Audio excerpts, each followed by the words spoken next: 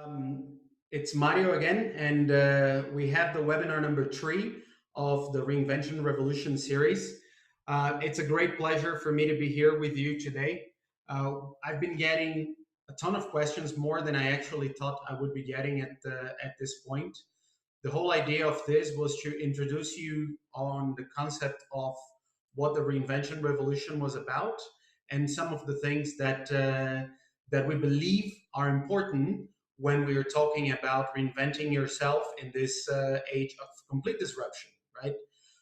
One of the feedback that I've been getting is don't make it so long, because it's easier if we break it down into smaller pieces. So that's what I've been trying to do. Last week it was half an hour, and hopefully today I'll be able to do the same or even slightly less. All right. So here we go. The whole objective that we have with Reinvention Revolution is to make sure that reinvention is perceived as a skill, as something to be learned, and also something that can be used as your unfair advantage in the world that is changing right now. So technology is killing 75 million jobs over the next 5 years, but also creating 138 million. In the end, it's a positive development. There is a lot of things that will come that will be positive out of this change, but you need to be ready. You need to be prepared, and this is one of the things that we are currently and constantly looking into. What are the tools? What are the skills? What are the things that we can do to make sure that you're ready and that you're not sidelined by all these changes that are happening? All right. So, just moving forward, we have covered over the last 2 weeks a couple of things. So, if you go from this side to the other, this is essentially the process and the method that we have developed and we have tested, and it works. We have customers from Reinvention Revolution that have gone on to have consultancy jobs. We have and actually keeping their job, and they open the consultancy business in another country, which is wonderful, because it just comes to show that the world we live in is getting smaller. We're going to talk about that today. We have customers who have gone on to produce TV shows, and they were business executives. So I think a nice reinvention when it comes to that. Um, Last week we talked about fear and pleasure, and how do you controlling those can actually ignite your passions and make sure that those passions can be put to use. I think the vast majority of us get to a point in our lives when we look at things and think, well, I'm not entirely sure what I'm good at. I'm not entirely sure whether I can do this. And then we freeze, right? I can tell you, freezing is the one thing you cannot allow yourself to do right now. You have to understand where you are, what are the things that drive you, what are the things that motivate you, how you can put that to use to ignite your passion. Okay, and those passions will be the things that are worth obsessing about, that are worth doing, executing, taking action, right? Many people, they just talk about, they don't do anything, and then 5 years later, they look back and they think, well, I'm not entirely sure this is the thing that I wanted to have done over this last 5 years, right? So, by understanding what are some of the steps that drive this, you'll be able to say, all right, that's good. I now understand my passion. The one thing that I would be able to use now and then obsess about, study, learn. There is a concept that we're working on this week for peace, which is R&R in the past would mean rest and relaxation, right? Um, I think over the years we realized that there was enough time for us to not to do anything, right? And we started getting bored, and out of boredom, an industry was born. So the entertainment industry was born out of that boredom, right? But what's happening now is that a part of that particular time, we are seeing more and more that successful people are dedicating to learn new things, to learn new skills, right? So you're only going to be able to let go something that is nice and cozy and cool to actually work on something if that's a passion of yours. So that's the importance of you finding that passion, right? Then, what we're going to talk about today is niches and needs. We will cover a little bit of why that's so important. I call it the avatar path. Um, if you don't know what the avatar is, we will talk about that today. And then next week we will cover the passion that will be worth. I'm going to leave you with a homework, and we're going to take a break. And then when we're back in January, what we're going to do is we're going to put all these things together, right? And then you're going to have a plan that you can work with if that's what you want, right? So my job here is to help you figure a way to make that plan worthwhile, okay? And that's what we're going to do starting today. So what is the avatar path, right? This ugly blue figure here, something that you're probably never going to forget. I'm super excited about it. The avatar path, not the movie, the path.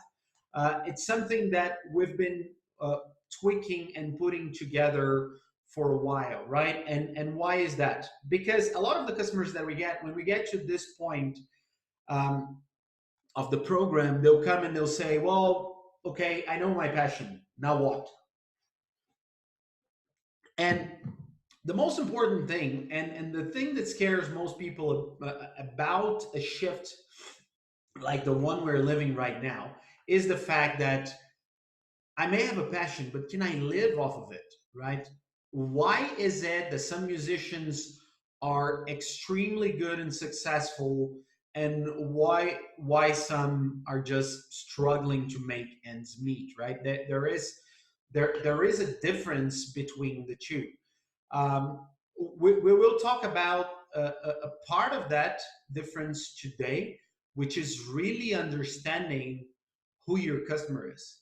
Who are you playing for? And are people willing to pay for that? Right? And there is something to be said about that. Next week, we will talk about mindset, marketing, and momentum, right? Which connects really well with this, because if you understand your passion, if you understand the customer and the avatar that you have, then it's easier to build your next steps, right? So just from this, what we will do today is we'll talk about the avatar. So what is the avatar, right? The avatar is a lot of things. So the definition, if you go and you look for avatar, it's a manifestation of a deity, a release and soul, an incarnation, embodiment, or manifestation of a person, an icon or figure representing, right? What is the avatar? The avatar is your perfect customer, right? So how do you represent that customer? Okay, so what is it that embodies? If you look at embodiment here, what defines that best customer, right? That perfect customer. And why is it that you need a perfect customer at all? It's something that a lot of people will debate about. Well, actually, because if you understand who that customer is, it is easier for you to message to that person. It's easier for you to talk to that person and sell to that person and have that person understand what it is that you're trying to do, right? So today, I'm going to give you a little bit of how we are helping our customers with this. It's a path, but it's a concentric path, right? Where we look at this invisible entity in the middle, right? So, who is your perfect customer? Okay, what is that person likes? How do you figure that out? That customer is sitting in here, okay? Before you're able to identify that customer, you need to be able to identify what exactly is the niche that you would like to pay attention to. And why do I say pay attention to? Because your customer may be navigating in different niches at the same time, but you're going to have to figure out a starting point. Okay. Then the second thing is you're going to have to understand within that niche what is the sub niche and why do you need a sub niche? Well, because if you go out and you start talking to billions of people, you're going to have to spend billions of dollars, right? And you can't spend billions of dollars because the whole idea is that you're going to start from a certain point, you're going to figure out who that customer is, and you're going to start selling to that customer. You're going to start working with that particular customer to help you. So when we look at those two things, that's when you start seeing, okay, this is my customer. This is the customer that I should be working with, messaging for, and then there will be a ripple effect, but the starting point is that one. All right. So let's talk about the niche. Okay. What is the niche? The niche is that place in which you want to operate, right? So the question that I always ask, so everybody thinks that, okay, I need to know about something so that I can actually work with that. And it's probably true, but you don't need to know exactly what the niche things you need to know. You need the starting point is what is the value that you think you can create. So one great example that we have is a customer that asked me the other day, but I don't know anything about that. And my follow-up question to that, well, have you ever struggled with that problem? Yes. What have you done? And then she started giving me a laundry list, right, of things that she's done. And my point was, she was a step ahead of a lot of other people. And by being a step ahead, she is able to actually pick a value within those experiences that she's got and then serve that niche, right? And focus on the word serve because it's really about that. Then the second thing is trends within that niche and why trends are so important. And I don't want to sound too marketish, but the reality is that there are so many things. Attention is so fragmented that you need to understand what is happening within that niche, right? I remember that I think it was 8 years ago. For those of you who don't remember, there was this thing invented this called the TRX, right? Which was basically the US military, when they were in service, they needed a tool to exercise without weights, right? So calisthenics. And I was, at the time, I was trying to figure out a new way to exercise. I got that and wonderful. I loved it. It helped me a lot. Flexibility, strength. Funny enough, 5 years later, this thing took over gyms all over the world. And I always felt a little bit strange because how is it that suddenly something that is so small becomes so big, right? It's because there is a certain interest from people. And when that reaches a certain point, that makes it commerciable. And when that happens, there is a space that you can operate in, right? The third thing is then obviously the knowledge. I will not downplay this one. The knowledge is critical. So the question to ask here is, what are your credentials, right? When I said the value, your credentials have to do with experience. Your credentials have to do with things that you can put on the table. Can you talk about it? Can you explain it? Can you riff about it? Can you? So there are lots of elements in there. You have to figure out where those credentials will come from. Those credentials are extremely important because they're not necessarily diplomas, right? And actually today, your experiences, the experiences that will count more, are not diplomas, are the ones that you're going to be able to put on the table and actually help people with. Um, a few months ago, I have one of my dearest friends in the US. He's got a beach house. He's a great surfer, and I am not. I think I've been trying to learn for the last 35 years. And when I say trying to learn, meaning I have never really put the effort, right?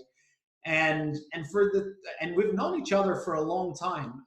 But back in summer, I was in the beach house, and both of us went into the sea, and and and and he was kayaking on my side and telling me, do this, do that, and just by following that advice, it's like I remember that day every day, because in my mind I keep replaying that day, because that is the learning. I mean, the next time we're together, I'm going to say, hey dude, I need lesson 2, right? But he's got all the knowledge about that. He knows how to do it. He doesn't need a diploma of being, certified surfer teacher. On the contrary, he's been teaching people for the last many years, and he's really good at it, right? So he's got the knowledge. If he decides that is a place he would like to work with, he's got the credentials, right?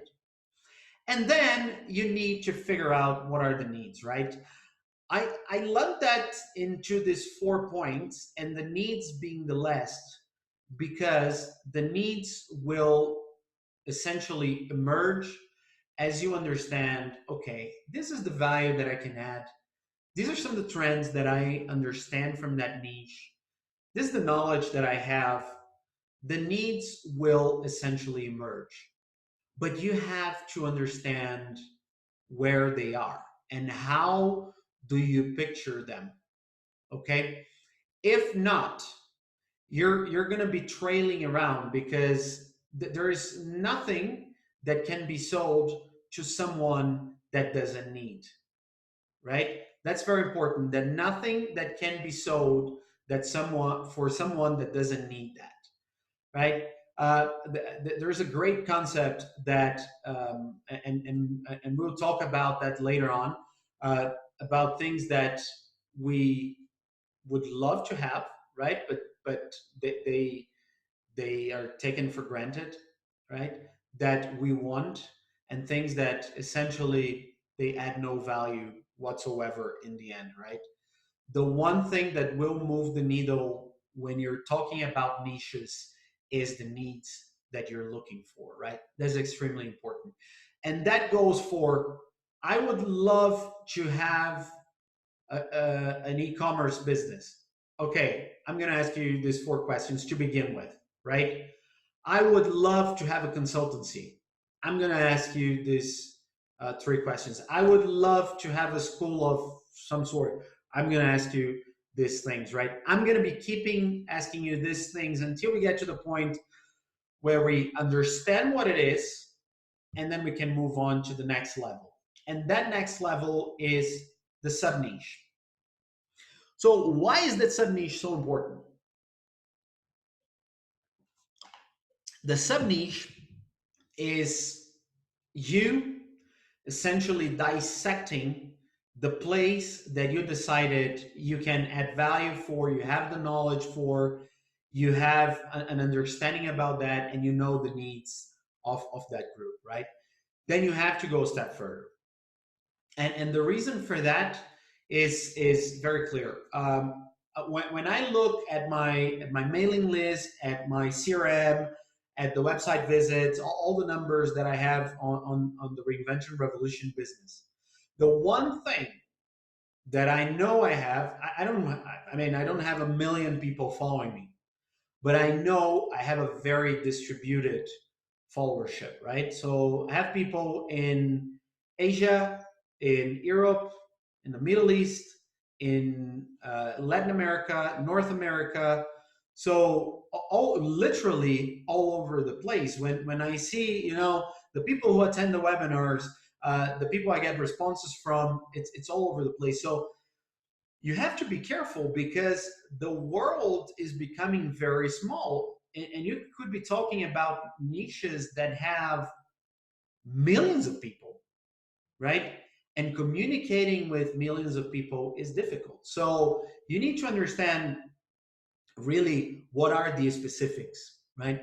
What are you going to be focusing on? So how do you carve that slice? It could be geographic, right? I'm going to talk to, I want to talk to Latin America, or I want to talk to the US, or I want to talk to the whole world, but I want to be very specific about the kind of person I want to talk to, the age groups I want to talk to, what do they like, right? Why? Because then you start specifying. You have to think a funnel here, right? The more you think about a funnel, the easier this exercise becomes. So, can you specify the needs? Can you actually describe the needs of that population? So, my age group in Reinvention Revolution, the original, because funny enough, that has changed. The original group was 45 to 60, right? And now I'm actually targeting 32 to 55. It's a wider population, but I am, by doing that, I'm figuring out that then I get groups with similar affiliation. So I have within that niche tribes, right? And those tribes, they will respond to the message that I have uh, in a similar way. So funny enough, you would think that, you only need to reinvent yourself when you're 60 and you're about to retire, or maybe you're not and you want to do something else. Well, I think you all would be impressed with the amount of people who have that need to reinvent themselves, but they don't have uh, a starting point, right? And by giving a starting point, you're actually kind of understanding what their tribe is. You need to understand the tribe component of the sub niche, right? What is the tribe you're going to be serving? Because that tribe, depending on the geography that you're targeting, is immense, right? That tribe alone will mean a lot of people, right? I remember, and there's this Brazilian guy that I really like. I'm not very fond. I did not learn to speak English with him, but the concept of his school was you would get in there, and in a couple of years you would speak English, right? Uh, you can talk about the method, whether it works or not, but the business thrived. He sold his business for $1 billion, then he bought it back again. He put it on the path of growth again. He's an amazing guy. He figured out those tribes and affiliations better than anybody in Brazil over the last 20 years, right? He was a genius in that, okay? And the genius was identifying a size of the tribe, so the population of that tribe that would then be meaningful, that would allow him to have a business. So quite an interesting path, and it closes again with value, right? And you're going to say, oh, but that's almost cheating, right? You're closing with step number one. Well, actually, what we usually figure out is that when we start the research of what it is that we want to do, we go through this and we may end up coming out on the other side with a tribe, a certain population that's very specific. We know a lot about it, right? We have, everything that it takes, but as you tweak it, the value that you can add diminishes, right? It's not unusual. Then what do, right? And I just told you, right? So the value I was thinking about adding for a certain demographic started getting shifted because I started getting demand from a younger demographic. right? So what should I do? Well, actually, I'm carving products for that younger demographics, but I'm also now figuring out with the older demographics, okay, what do we do? I have a 75-year-old customer, right? And that customer gets value from all this, but then how do I scale it up, right? So for this to kind of come together, you need to understand all those elements. You start with value and you finish with value. Okay, so now we talked about niche, we talked about sub niche, then what, right? um, I'm gonna make a quick stop here because I'm missing one of my um, very important.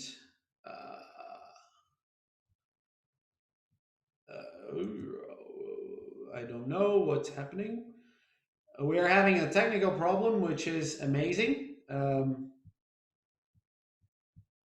Let me just try and change this quickly. And I love when these things happen because I've seen them happen to people like Tony Robbins when he was live from. I am not getting this quite all right. I'm having trouble. Let me just do something. Let me just refresh this baby here and see if it matters. And if not, we will restart and we'll go from the get-go. Yeah, right. I think we got it again.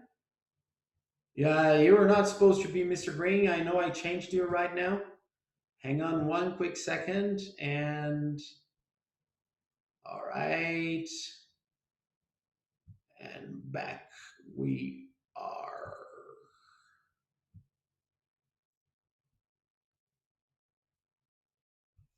Okay, all right. So I hate those controls. All right, so we're back. I apologize for this. We were having some. You would miss a part of the message if those graphics were not in there. So, what are some of the avatar defining questions? So now you know what the avatar is. Now you know the path to get to them. So you go into the niche, you go into the sub niche. You have the questions that you need to ask. Um, to get that avatar fully identified. But what are the questions that you ask? So a really good definition is actually the original definition for Reinvention Revolution. We played with it for a long time before we got to the point where we said, okay, this is actually good enough, right? So my avatar is 55. His name is Jacob. He's an executive. Has been wanting to start a business for years, but doesn't know where to start. He's good in finance, but he could really use some help on how to sell his services. Plus, he's not sure what exactly his business will be about. He's working full time, has an MBA, and does not consider taking another degree online. So he's usually studying up on how he can start his business without considering anything online. Jacob lives with his boyfriend, and they both want to travel more, hate their jobs, and don't make enough money, right? So, what are some of the defining questions for that avatar? Could he or she use some help? How versatile is that person? How educated? What does that person want in life? What is his or her profession? What is he good in? What does he like to do? What does she like to do? What does he hate? What does he hate? What is the age, right? And you have to be specific. Why do you need to be specific? Because every time you have a question that you can't answer, that is the person you talk to, right? I was doing a masterclass with Howard Schultz, the CEO and creator of the concept of Starbucks, right? And and he said, well, during my board meetings, I have shareholders and customers sitting in the room with the board. When I have my management meetings, I have customers and shareholders sitting there. And why is that, right? It's because they're so important. They're so critical. And we can ask questions. Well, your avatar in your business is that person, right?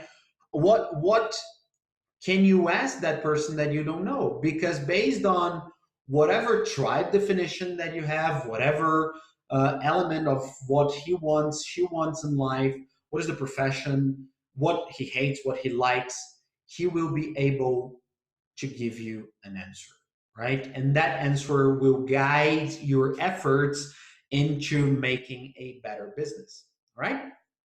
So you got to be specific. The last thing that we have here is this. So what I recommend you do is the following. When you're looking at your avatar, right, and you say, he's 55, okay, what can you serve that avatar? How can you serve that avatar? He's good in finance. Well, that's a green, right? So you're good in finance. What will what I want to do help you with that, right? I'm not sure, he's not really sure what his business will be about. Well, how can you help him? Or he's struggling to lose weight, right? Why is he struggling to lose weight? What can you do to help him lose weight? But he's really good on his diet. So he's struggling to lose weight, but he eats right. So what is he's sedentary? So okay, your avatar indicates that you're working in fitness, not in dieting, right? Even though both are part of the wellness, the health niche, right? He's working full time, has an MBA. Well, is that a good or is that a bad, right? Maybe he has an MBA and he thinks that he knows everything. Uh, but maybe he's willing to learn. Well, he does not consider taking an online course. So that's a bad thing, right? So how do I ensure that that person is able to receive what I'm gonna be helping him with? Actually, the whole thing with the one-on-one mentoring came from that particular discussion. So why should someone sit with me with Reinvention Revolution and not take a course in Coursera, right? Because people still need people, right? They want that contact, right? I used to work in an industry, and my sales guys would always tell me the same. No, we need people in here. Well, guess what? There is a lot of people that want to see someone, right? Well, I am someone. I'm not a computer generated image yet. I am that someone, but where I really add the value is that when I am at this window talking directly with that customer, right? That customer loves that, right? Him and his boyfriend, they hate their jobs, right? So they want to change, even though they don't know where to start. So what I'm giving you here is then how do you identify areas you can use to help that customer and areas you can use to add the value to that customer, right? Will there be variations? Yes. Are you going to stick to 55? So if there's a 40-year-old customer that comes to you and has is part of that same tribe, are you going to say no? Of course not, right? You will be serving those customers as well, but your starting point has to be that avatar, right? Now, a very important message, right? Because I got yesterday, I was talking to someone in the business to business industry, right? And they sell services for business to business, which is complicated these days, right? The economy is growing in one aspect and also being disrupted in another one. And I think what this new normal that we're living in is there's so many things, components being put in the way that that services are consumed, that is very hard to determine. Okay, how do I pitch that, right? How do I? In the end of the day, you have to understand your avatar, whether you're in business to consumer, whether you have a fruit stand, a gym, you're a doctor, you're selling services to another company, whether you're a consultant, right? If you do not understand your avatar, it's almost impossible to craft a message for that person, right? So you gotta be able to put it down and make sure that that avatar is clear for you, right? And it's clear for the people working with you, right? The team that I have in Reinvention Revolution, both the marketing, but also now I'm getting some people in operations.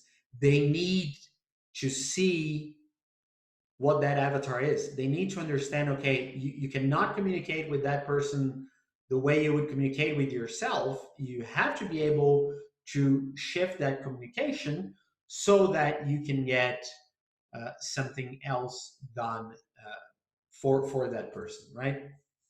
So this is what we have on the avatar path. I really, really hope this has been of service to you. That this thing that we just explained, this method of identifying the avatar, is helpful for you. It is a part of what we do in Reinvention Revolution. When we are talking about the niche, we obviously go a lot deeper when we are working in the mentoring sessions. I expect that in the mastermind we will have also a component of going very deep into this. We use tools to guide in that process. So I usually talk about the Bionic OS in the webinars. I'm not putting a lot of tools because I don't want you to have the impression that I want you to buy something. These are free webinars. I want you to get a feel for what this is about. Eventually, if we work together, you're going to be consuming some of the tools that we have here, but that's not the objective. Then we when we talk about the next steps, we will continue doing the webinars. We, as I promised, some of you have got special content this week. You got some of you got tools and exercises based on what you asked for. Some of you got video tips, and some of you got actually had some two of you this last week on a one-one, right? Where we talked about how do you go deeper and how do you make this this work, right? And then obviously next year we really want to establish a network, a group that can support yourselves, right? So these are some of the next things. As I said, next week we will go into matching passion with needs. We will talk a lot about that. Hopefully enough so that you get hooked up and you want to engage and do something before January, and you can start the decade really with a new sense of movement in your life. That okay, I have a few tools that will get me moving, that will help me, get to a different point, and help me understand. Okay, I can reinvent myself. That is a tool that now I have. All right. So thank you very much for attending. If you missed it, the live one, thank you very much for being part of this and for picking it up later on YouTube and some of the other platforms we're sharing this on. If you have questions, you know where to find me. Here we are with email, phone number, and websites, and you can register. You can talk to us on Facebook, Twitter, Instagram. We're everywhere. and hopefully we will be able to help you even further in this process of your personal reinvention. All right. Thank you very much for the attention, and I hope to see you next week again. All right. Bye.